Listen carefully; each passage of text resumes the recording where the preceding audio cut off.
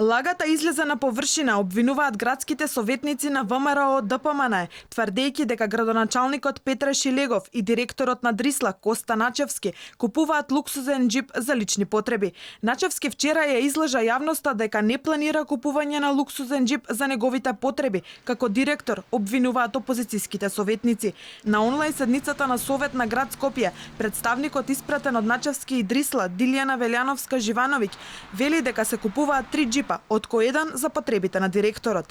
Значи, кипирите ќе ги оставиме, односно директорот смета дека можеме да ги оставиме за наредната година, а на нивно место се ставени моторни возила, за што се работи за 3 џипа. Значи, тоа се џипови кои што се потребни за да може да се вози, да се оди до тлото на депонијата, доле кај пречистителната станица и кај бунарите, значи за секторот за лабораторија и секторот за обезбедување, и еден џип за администрацијата, значи за директорот, гости кои што ќе одат на посета за да одат на депонијата. Советниците на ВМРО ДПМН очекуваат Шилегов и Начевски да и се извинат на јавноста и уште поважно, веднаш да ја стопираат одлуката за купување на џипови за луксузирање, кога државата е во економска криза.